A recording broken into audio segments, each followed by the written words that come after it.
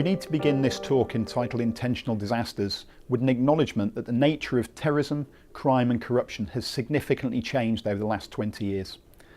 In our increasingly interconnected world, the effect of violence in one region can easily spread to other more stable areas through refugee flows, terrorist activities and organised crime groups, all of which have an impact on our own security. 5 countries, all in the midst of conflict, produced 60% of the world's refugees in 2009. Conflict impacts upon governance, accountability and the provision of services such as security and justice by any state. Chaos in countries like Yemen and Somalia allows Al-Qaeda and other terrorist groups to recruit, train and organise, providing a launchpad for attacks on Western nations. Such poorly governed spaces also create platforms from which or through organised crime groups can operate. Around 50 to 60 tonnes of cocaine annually transit through West African states on their way to mainland Europe. In this session, we're going to look at the subject of intentional disasters, specifically related to issues such as terrorism, crime and corruption, and their links to all of the phases of the disaster continuum. I say all of the phases as each of these can be the trigger, the hazard, or the longer term knock-on effect of any disaster. For example, crime and corruption could well be leading to the funding of critical disaster risk reduction being mismanaged or appropriated. It could also lead to terrorism and extremism developing within a vacuum or an unstable government after a serious or natural disaster. An example could be that crime and corruption could lead to the funding of critical disaster risk reduction being misappropriated. It could also lead to terrorism and extremism developing with the vacuum of power in that unstable government after a serious natural disaster. The examples used are interchangeable, as are the sequences in which they appear. Many factors are involved. We know climate change and food scarcity are already fueling and enabling many of these issues, and so is migration. Whether this is real or perception, this can also lead to instability, leading to social unrest, civil disorder, and again further knock-on implications. You only have to look at today's headlines that demonstrate most of these issues are interlinked, as the world becomes far more integrated and connected. This is especially true of the threat from all kinds of terrorism and the effects that this can have. In 2005, the UK suffered a massive attack on its public transportation infrastructure. This is often referred to as 7/7 as it happened on the 7th of July. A series of coordinated terrorist attacks were carried out in London, targeting civilians travelling on the London's public transportation system during the morning rush hour. 4 Islamic terrorists separately detonated 3 attacks in quick succession aboard London Underground trains, and a 4th on a double-decker bus in Tavistock Square. The train bombings occurred on the Circle Line near Aldgate and at Edgware Road, and on the Piccadilly Line near Russell Square. 52 people, all UK residents, but from 18 different nationalities, were killed and more than 700 were injured in the attacks, making it by far Britain's deadliest attack since the Pan Am bombing in 1988. It was also the country's first ever Islamic suicide attack. The explosions were caused by homemade organic peroxide-based devices based in backpacks. The bombings were followed 2 weeks later by a series of attempted attacks that failed to cause injury or damage. The 7th of July attacks occurred the day after London won the bid to host the 2012 Olympic Games. Using this as a case study, we can see that certain key aspects already mentioned had a hand in creating this disaster, namely crime and terrorism. The perpetrators were subsequently believed to be involved in low-level criminal activity and were known to the security services.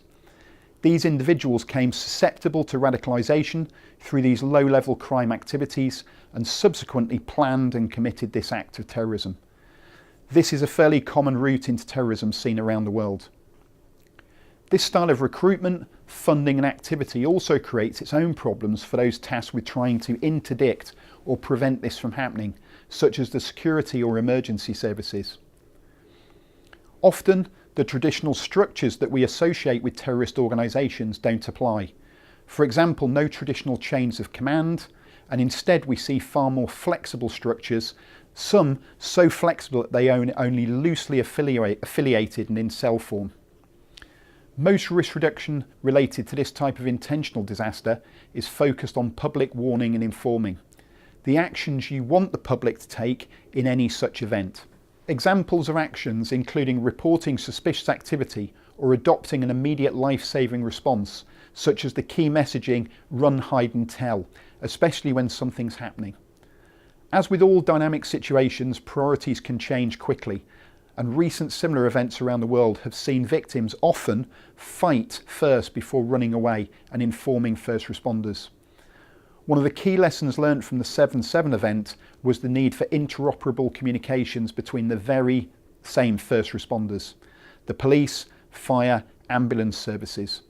This was a failing on the day when these services could not talk directly to each other, and more importantly from the subterranean underground system. Since the attack, this has been remedied by the use of a system called Airwave, a Tetra-based mobile phone technology, and 10 years on this is just about to undergo its next evolution. Recently, Norway and Finland have become the first countries to use this system across borders, not just amongst emergency services. Moving on to criminality and corruption, this is a huge issue for most countries, especially relating to disaster management and response. Poor, disaster-prone countries with weak governance and inadequate infrastructure might be given huge sums of risk reduction funding, or massive sums of international aid after a disaster event. Such generous funding can be a recipe for temptation and corruption. After the Ebola crisis in Sierra Leone, it was established that thousands of so-called ghost workers who had been paid by international donors didn't actually exist, and donations were subsequently diverted elsewhere. This story is replicated around the world during major disasters, not just Sierra Leone. Such implications can have considerable impact of making disasters worse or even creating them in the first place. An example of this is housing standards. Inadequate maintenance of building standards, building on floodplains or other inappropriate land use can all create vulnerability for disaster. Think earthquake impact on poor quality or constructed housing, fatal implications for any community. So how can we stop or tackle corruption? Well, this is extremely difficult and is outside the usual remit of disaster managers. But there are some quick steps that might include the following. Increased transparency of funding and tracking those funds. Paying civil servants more, reducing the financial temptation. Introducing smart technology, identifying when monies are mislaid or misdiverted. Interestingly, going back to 7/7, one of the biggest costs for the event was the commissioning, building and equipping of the disaster mortuary for this mass fatality event. This also required resourcing, bringing expertise in from Europe, and included additional mortuary technicians. We'd already exhausted the resources we had. The same problem occurred during the recent Grenfell Flats fire, when insufficient trained disaster victim identification staff were available. Going back to 7/7, Westminster Local Authority was tasked with developing and running the disaster mortuary, something which had never been done before, so there was little good practice and no best practice to follow, especially around procurement. The chief exec was paying thousands of pounds for crucial activities on a company credit card. Whilst there were very robust checks and balances in place, without these, the chief executive would have been incredibly exposed and could well have been redirecting funds.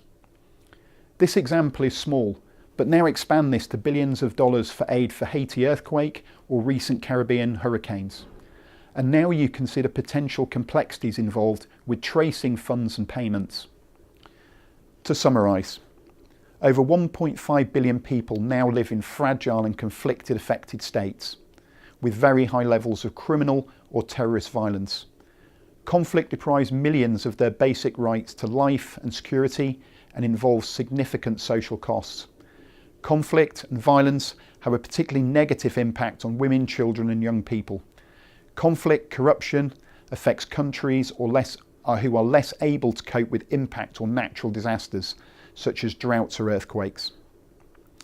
In 7/7, we've briefly examined London, was the principal area affected, but the knock-on impacts and implications were far more widespread, including UK tourism, national finances and international investments. Never has it been more important for disaster managers to understand the geopolitical hazards and strategic triggers that can create or impact on future disasters in this interconnected world in which we now live.